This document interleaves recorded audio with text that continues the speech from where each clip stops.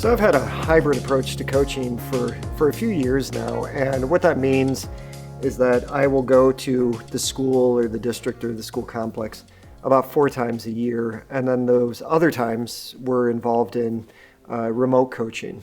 And I use a collective inquiry placemat approach where there are 4 main pieces. What's your problem of practice? What's the problem you're trying to solve? And that's where we talk about our priorities. And we talk through what success would look like. In the time I've been doing the work, we can name priorities, but we don't necessarily name what success would look like. So that takes some time, and we'll often find that through that process, we start to refine what our priorities are in the first place.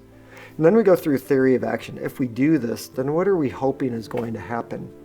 And then we get into the evidence piece. What is the evidence that we're collecting to progress monitor the impact we're having on students and to evaluate our own impact? And how do we know that our actions are actually positively impacting students and teachers?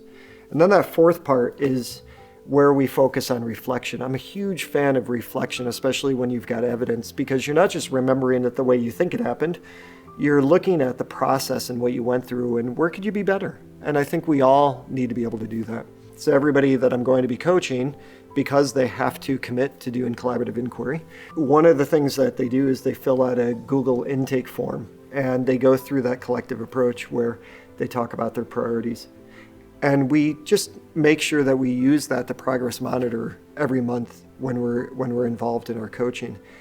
The interesting thing about coaching is that it's reciprocal transfer of learning. It's not just what strategies I can bring by looking at that Google intake form and taking a deeper understanding of what they think success would look like, or the theory of action, or the evidence they're collecting. But it's also about what I've learned through the process, whether it's doing walkthroughs with school leaders or just the idea of the anxiety they feel. Because being a school leader, whether you're at the building or district level, is a tremendously difficult job. And coaching is a way to focus on both the social emotional aspect of it, but also the academic aspect. And it's been some of the favorite work that I've been able to do, because I've certainly learned a lot from the people that I've been able to coach over the years.